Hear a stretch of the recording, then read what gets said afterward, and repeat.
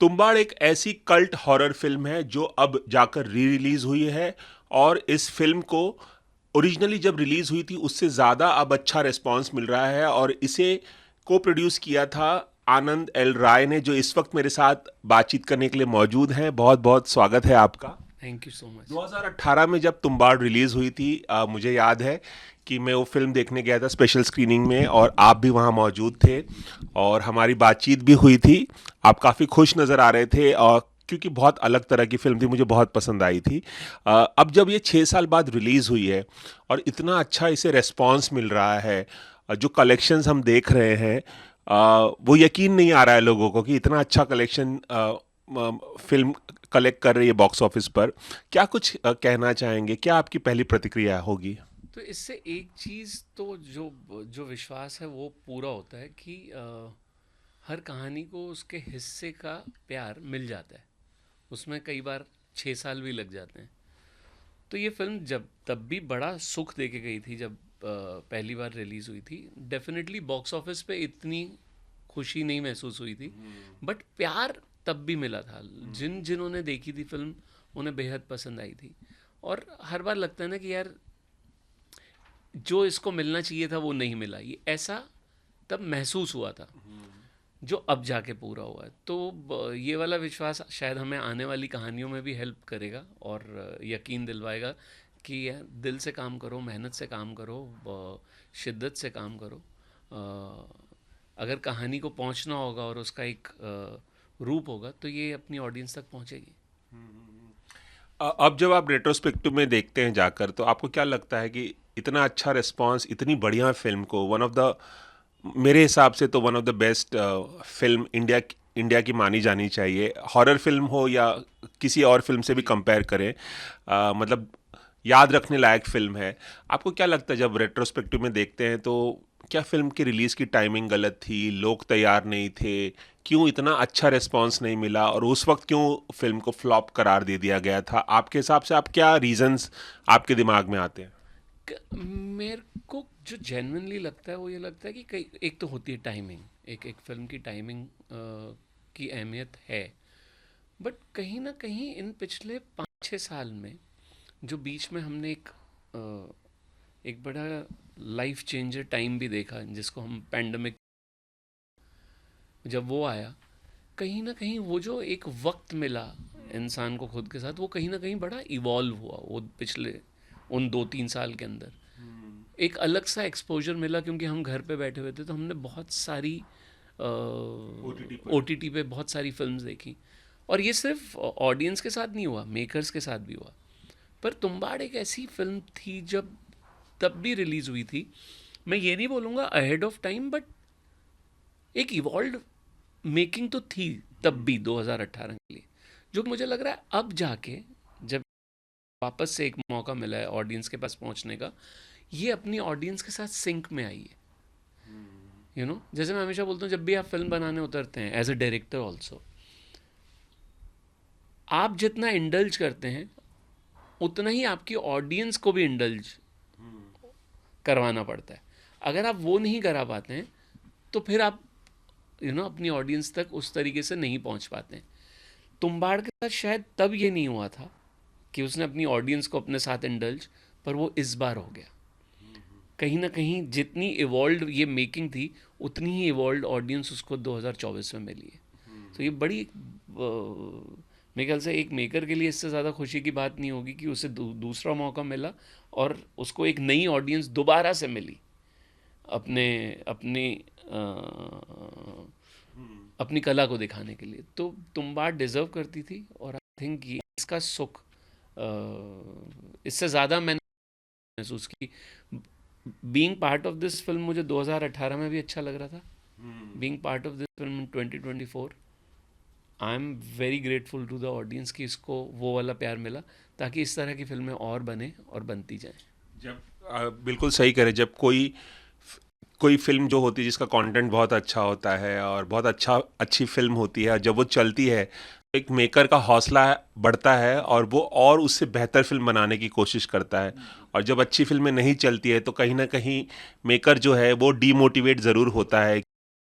अगर ये नहीं चली चली है तो फाइनेंस भी नहीं मिलेंगे, प्रोड्यूसर नहीं मिलेंगे, जी बहुत सारी चीज़ें होती हैं उसके साथ। तो अच्छी फिल्मों को चलना बहुत ज़्यादा ज़रूरी होता है।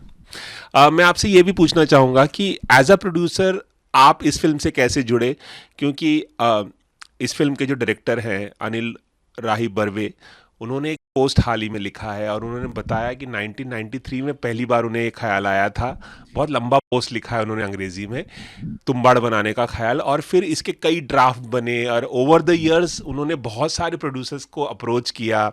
उसमें से एक अनुराग कश्यप भी थे हम्म। जब उनके पास पैसे नहीं थे, और इसमें उन्होंने नवाजुद्दीन सिद्दीकी या था सोहम शाह की जगह पर। तो उन्होंने 15 साल की जर्नी बताई है अपनी, कि 15 साल लग गए मुझे इस फिल्म को रियलाइज एक साकार रूप देने में। आप इस फिल्म से कैसे जुड़े, इसके बारे में कुछ बताइए। तो मेरे पास ये है 2015 2016 2016 के मुझे पहली बार सोहम मिले और उन्होंने इसके बारे में बताया और ये बनाने जा रहे थे। और तब भी मैंने बोला था बहुत बेहतरीन कहानी है, बहुत ही खूबसूरत कहानी है और एक एक एक गेम चेंजर हो सकती है। बट मैंने ये भी बोला था कि शायद मैं इस कहानी के लिए कम पढ़ूंगा। इस कहानी को जो सपोर्ट सिस्टम चाहिए, इस कहानी को जो एक पकड़ चाहिए, किसी बड़े प्रोड्यूसर से ही आ सकती है। पर फिर एक अरसा बीत गया, इन्होंने शूटिंग भी शुरू की और इनफैक्ट मैंने इन्हें एक दो नाम सजेस्ट किए थे कि आप प्लीज़ उनके पास जाइए और इस प्रोड्यूसर प्रोड्यूसर जी, जो इस फिल्म के लिए बहुत अच्छा करेंगे। जैसे कि मैं अभी नाम नहीं ले रहा। तो पर उसके बाद जब ये एक एक काफ़ी कुछ ये बना चुके थे, तब ये मुझसे वापस जुड़े और मैंने इनसे पूछा कि कौन है आपके साथ दूसरा? बोला कोई भी नहीं है अभी, अभी हम लोगों ने ही, सोहम ने बोला हम नहीं किया, खुद ही किया है सारा। तो मैंने कहा कि अगर, मैंने कहा मैं अभी इस फिल्म को मुझसे बेहतर चाहिए, सिर्फ इसलिए नहीं कि पैसा, पर इसलिए कि ये इसको इसकी ऑडियंस तक पहुंचा सके। बट फिर यही लगा कि अगर, मैंने इनको यही बोला कि अगर कोई और नहीं है तो मैं बिल्कुल आ जाता हूँ और जो इसकी ज़रूरत है वो मैं पूरी करता हूँ। जिस हद तक लेके जा सकता हूँ लेके जाऊँगा, जितना ऑडियंस के नज़दीक लेके जा पाया मैं कोशिश करूँगा। और बस फिर मैं आ गया पिक्चर में और क्योंकि मैं इस कहानी के साथ जुड़ना भी चाह रहा था और मुझे ये पहले दिन से बेहद पसंद थी। मैं ये भी पूछना चाहूँगा कि इतनी बेहतरीन फिल्म भारत की ओर से बनाई गई है, ऐसी ऐसी फिल्में, उस लेवल की फिल्में मलयालम सिनेमा में बनाई जा रही हैं इस वक्त, और बेस्ट सिनेमा वहाँ बनता है। हिंदी में ऐसी फिल्में बहुत कम बनती है कि जिसकी इतनी चर्चा हो और over the years cult following उसे मिल जाए। उस साल इसे ऑस्कर में नहीं भेजने का कोई आपको अफसोस है कि ऑस्कर लायक ये फिल्म थी, काश इसे भेजा जाता, तो काश कोई उम्मीद बनती, कभी ये ख्याल आपके मन में आया? तो देखिए अब मैं उस टाइम पे जो भी जूरी थी वो अपनी ड्यूटी और अपना अपने क्रिएटिव स्पेस में निभा रही थी। ये बोलता हुआ मैं बड़ा अजीब लगूंगा क्योंकि हमारी ही फिल्म है तुम्बाड़। बट हाँ, मन में तो यही आता है कि तुम्बाड़ डिज़र्व करती थी। पर फिर वही बात है कि अपना बच्चा किसको प्यारा नहीं होता। नहीं, बट कहीं ना कहीं एक मेकर को पता होता है कि जब वो बहुत अच्छी फिल्में प्रोड्यूस करता है या डायरेक्ट करता है, तो उसे कहीं ना कहीं ये मन में एक वो ख्याल आता ही है कि यार ये एक अलग लेवल का सिनेमा मैंने बना दिया है और ये कहीं तो पहुंचनी चाहिए। तो एक मेकर को पता होता है कि काश ऑस्कर के लिए या नेशनल अवार्ड के लिए उसे सेलेक्ट किया जाता। कहीं ना कहीं ये ख्याल तो आता ही है जहन में। हर फिल्म के बारे में तो मेकर नहीं सोचता नहीं है ऐसा। सोचता, नहीं सोचता, बिल्कुल नहीं सोचता। हाँ, इस फिल्म को ये बहुत सारी चीज़ें डिज़र्व करती थी। इसको तब भी नहीं मिला 2018 में।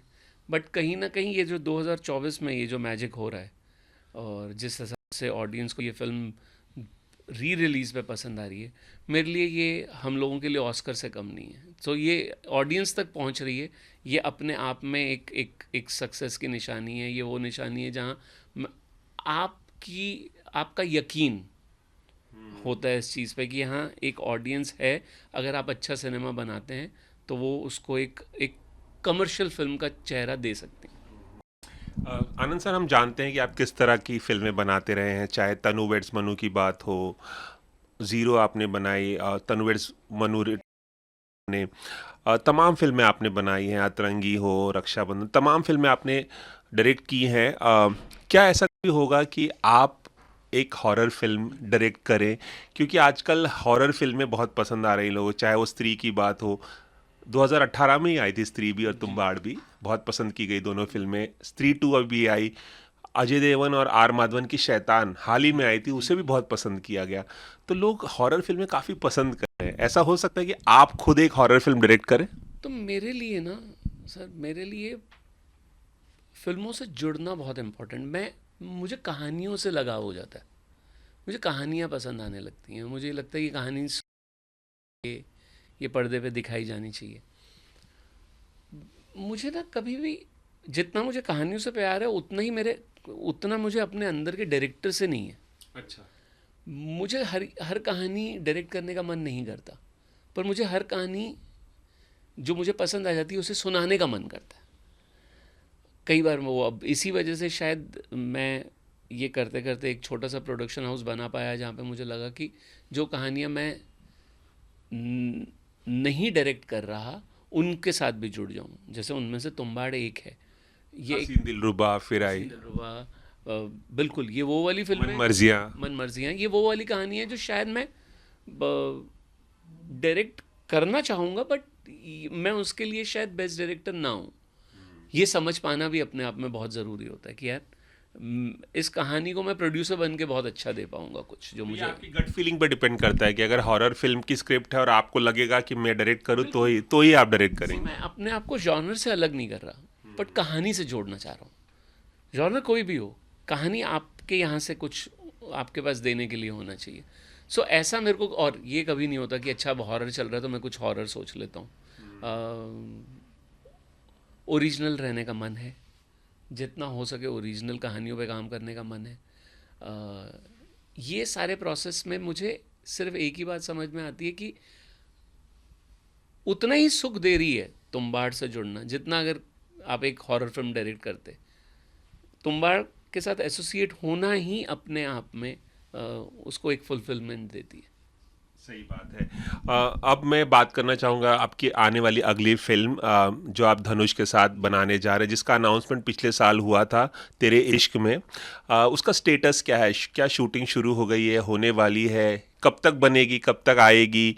और फीमेल लीड को लेकर कोई अनाउंसमेंट नहीं हुआ। हालांकि हमने ये खबर पढ़ी थी कि कृति सनन जो है आपके प्रोडक्शन हाउस में आई थी, स्क्रिप्ट रीडिंग हुई है वहाँ पर, आपने उन्हें ऑफर किया है। क्या कृति सनन फाइनलाइज हैं? कुछ कुछ अगर आप प्रकाश डाल पाए। तो थोड़ा सा तो सरप्राइज़ रहने ही देते हैं आप लोगों के लिए, और ऑडियंस के लिए।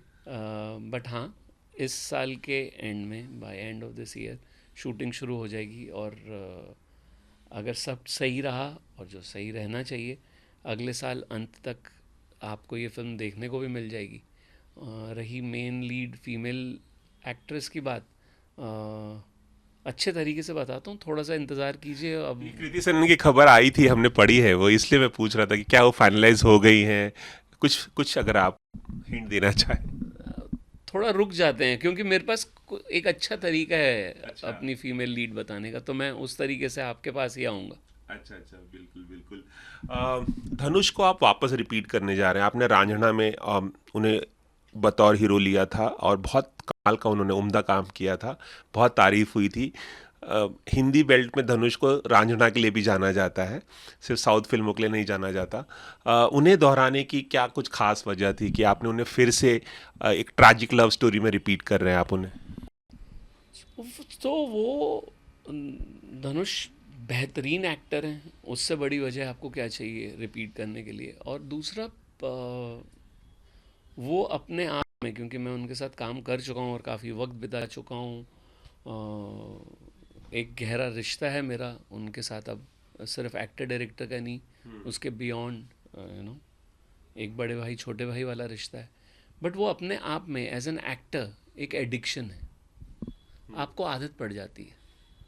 मैं कोशिश करके गैप ले लेता हूँ कि बीच में कुछ और कर लूँ, बट फाइनली उनका खिंचाव इतना होता है कि उनके पास चले जाता हूँ। कहीं ना कहीं कहानियाँ भी उन्हें मांग ही लेती हैं। सो तेरे इश्क ने वापस मांगा धनुष, तो मैं धनुष के पास वापस पहुँचा। एक इंटरव्यू में सुन रहा था जहाँ पे आपने इस बारे में बात की कि रांझणा में ओरिजिनल चॉइस धनुष नहीं थे, रणबीर कपूर थे। उसके बारे में कुछ बोलना चाहेंगे आप? नहीं, एक्चुअली मैंने ये नहीं कहा था कि मेरी ओरिजिनल चॉइस रणबीर कपूर थे। मैंने ये बोला था कि यहाँ मैं उस वक्त एक एक्टर की तलाश कर रहा था जो जो भीड़ में खोने की ताकत रखे। क्योंकि एक एक्टर, एक प्रोटैगनिस्ट जब प्ले करता है तो उसे लगता है कि सारी नज़रें मुझ पे हों और फिल्म का हीरो हो। बट वो जो एक साधारण हो जाना, खास होकर भी साधारण हो होकर। जाना, वो वाली क्वालिटी बहुत कम एक्टर्स में। तब मैंने बोला था कि अगर हमारे यहाँ पे मुझे वो क्वालिटी किसी एक्टर में नज़र आती है, धनुष को छोड़ के, वो रणबीर कपूर हैं। वो अपने आप को ना भीड़ में गुम करने की ताकत रखते हैं, वो इतने बेहतरीन एक्टर हैं। तो हाँ, चॉइस धनुष ही थी, पर मैं एक्टर्स कंपेयर कर रहा था कि रणबीर कपूर में भी वो क्वालिटी है कि वो अपने आप बट को। वहाँ कहीं ऐसा भी लिखा था कि शेड्यूलिंग कॉन्फ्लिक्ट की वजह से रणबीर कपूर ये फिल्म नहीं कर नहीं पाए। नहीं नहीं नहीं, वो कुछ कन्फ्यूजन वो होगी। कंफ्यूजन। हाँ, मैं हमेशा से रणबीर के साथ काम करना चाहता हूँ, बट हाँ, रांझना कभी उनके पास नहीं लेके गया। आपने, आनंद एल राय सर, आपने इतनी तमाम फिल्में बनाई इतने सालों में और तमाम बड़े एक्टर्स के साथ काम किया है। कोई ख्वाहिश ऐसी कि कोई खास एक्टर के साथ आपको काम करना है, कोई खास एक विषय आपके दिमाग में, जहन में चल रहा हो? जैसे तुम्बाड़ की बात की हमने, अनिल राय बर्वे की बात की, 15 साल दिमाग में चल रहे थे, प्रोड्यूसर नहीं मिल रहे थे। कोई ऐसा खास सब्जेक्ट जो सालों से आपके दिमाग में हो कि बनानी है फिल्म और कभी बनाएंगे आप, ऐसी कोई फिल्म? सी मैं हाँ, मतलब आप अब मुझसे कहानियाँ पूछोगे तो मेरे पास, मेरे अंदर जीती हुई दो तीन कहानियाँ हैं जो मैं सुनाना चाहूँगा।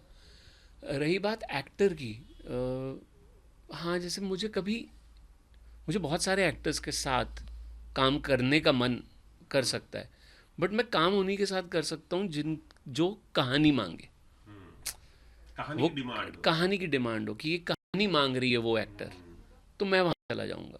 जैसे मैं हमेशा बोलता हूँ कि अगर मेरी कहानी मांगती है जो एक्टर साउथ में बैठे हुए हैं, तो मैं रांझना के लिए धनुष के पास वहाँ भी चला गया। सो बहुत सारे एक्टर्स हो सकते हैं जिनके साथ मेरी इच्छा है, पर मैं गुलाम कहानियों का हूँ। मुझे कहानी बोलेगी तो मैं कहीं पर भी चला जाऊँगा। हम ऐसा देख सकेंगे कि तेरे इश्क में जो आप फिल्म बनाने वाले हैं धनुष के साथ, वो एक पैन इंडिया फिल्म होगी, क्योंकि अब पैन इंडिया फिल्मों का ज़माना है और वो साउथ से ही हैं, साउथ के एक्टर काफ़ी चल भी रहे हैं यहाँ पर। जो 10 साल पहले नज़रिया था लोगों का, साउथ के एक्टर्स हिंदी फिल्मों में काम करते थे लेकिन वो पैन इंडिया फिल्में नहीं हुआ करती थी, वो यहाँ आके काम करते थे। लेकिन अब क्या पैन इंडिया, उसको ध्यान में रखकर आप ये फिल्म बनाने जा रहे हैं तेरे इश्क में, कि वहाँ के ऑडियंस और यहाँ की ऑडियंस दोनों के लिए बनाई जाए? नहीं, मुझे नहीं लगता मैं कुछ बदल पाऊँगा। जैसा मैं सोचता हूँ मैं बनाऊँगा वैसे ही जैसे मैं बनाना चाहता हूँ। ये जो कॉन्सेप्ट है पैन इंडिया का, बिल्कुल, जब मैं रांझना बना रहा था तब कभी ये कॉन्सेप्ट के बारे में बात भी नहीं करते थे हम लोग। मेरे लिए वो भी पैन इंडिया ही थी। मेरे लिए तेरे इश्क में भी पैन इंडिया ही है। सो सिर्फ वर्ड डिस्कवर हो गया है पैन इंडिया, पर हाँ, उसके लिए मैं कुछ बदलूंगा या मैं वहाँ की ऑडियंस को लुभाने की कोशिश करूँगा, वो आई डोंट थिंक एक डायरेक्टर का काम है। मैं बहुत साफ मन से, दिल से, पैशनेटली अपनी फिल्म बनाना चाहता हूँ, और बिल्कुल बड़ी इवॉल्व होती हुई ऑडियंस है। आई होप वो चीज़ जितनी नॉर्थ साउथ ईस्ट वेस्ट जहाँ प्यार की उसको मिले वहाँ चली जाए। हाल ही में हसीन दिलरुबा, फिराई फिराई उसका जो सीक्वल आया था अभी हाल ही में, कनिका ढिल्लन भी प्रोड्यूसर थी। उसके अलावा भी तमाम फिल्में आपने प्रोड्यूस की हैं, मन मर्जियाँ हों, बरेली की बर्फी, बहुत सारी फिल्में आपने प्रोड्यूस की हैं।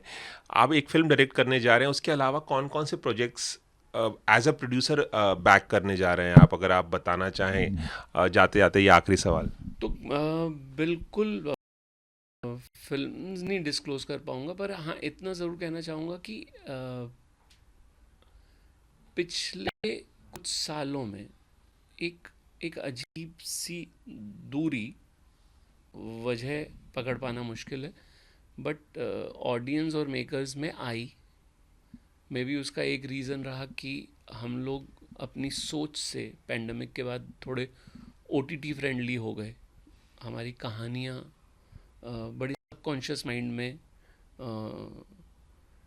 OTT पे अपने आप को ब्रीथ करने लगी, वहाँ सांसें लेने लगी, और कहीं ना कहीं हमारा एक एक तार बड़े पर्दे के साथ ऑडियंस के साथ, वहाँ के ऑडियंस के साथ टूटा। सो आने वाले 2 साल 3 साल तक मेरी तरफ से रहेगी, मेरे प्रोडक्शन हाउस की तरफ से पूरी कोशिश रहेगी कि हम उन कहानियों पे काम करें जो हमारी ऑडियंस बड़े पर्दे पे एंजॉय कर सके। तो ये एक बिल्कुल जिसको कहते हैं ना, एक बड़ा सिंसियर अटेम्प्ट और एक कॉन्शियस अटेम्प्ट कि अब हम जो कहानियों पे काम करेंगे वो बड़े पर्दे के लिए करेंगे, क्योंकि वहाँ की ऑडियंस से जो दूरी आई है वो दर्द हम लोग महसूस कर रहे हैं, और कहीं ना कहीं उसकी वजह ये है हम लोगों ने उस तरफ थोड़ा कम ध्यान दिया है। अब एक एक्स्ट्रा एफर्ट, वो प्यार जो उन्होंने हमें दिया, उसका रिटर्न वाला टाइम आया है। So we will work more on the बड़े पर्दे वाली कहानी। इसी से जुड़ा एक जाते जाते एक सवाल छोटा सा कि बहुत लंबे समय से कयास लगाया जा रहा है कि तनु वेड्स मनु का एक और सीक्वल बनेगा क्या? आपसे बेहतर इंसान कोई नहीं हो सकता कि बता या नहीं बनेगा। बीच में कंगना ने भी कई जगह पर ये कहा था, मैं चाहती हूँ कि आनंद राय उसकी एक और सीक्वल बनाए और मैं काम करना चाहती हूँ। आप ही बताइए, क्या आप उस स्टोरी पे काम कर रहे हैं या नहीं कर रहे हैं? मतलब आप आपके मुंह से सुनना चाहेंगे हम। नहीं, आप मेरे मुंह से ही सुनिए, उस कहानी पे काम कर रहे हैं और वो वक्त ले रही है बस। और बिना, क्योंकि ये सवाल हर बार पूछा जाता है तो ये बता देता हूँ कि तनु एड्स मनु 3 बनेगी। जिस दिन उसके हिसाब की कहानी आ गई तो ज़रूर बनेगी, और कंगना के साथ ही बनेगी। अच्छा, कास्ट रिपीट करेंगे आप। चलिए, ये आने के लिए बहुत बहुत शुक्रिया, थैंक यू। क्योंकि ये एक कन्फ्यूजन बहुत टाइम से चल रहा था। आपने कंफर्म कर दिया है कि कहानी पर काम हो रहा है, यानी आप बनाएंगे ज़रूर। चलिए, बहुत बहुत शुक्रिया। और हम कहना चाहेंगे जाते जाते कि इसी तरह से आप लोगों का मनोरंजन करते रहें, तमाम तरह की जो कहानियां आपके मन में है वो लोगों को सुनाते रहें। बहुत बहुत शुक्रिया। Thank you very much. Cameraman Prakash Patil के साथ Ravi Jain, ABP news, Mumbai. For exclusive and insightful videos, subscribe to our new channel ABP Live Premium.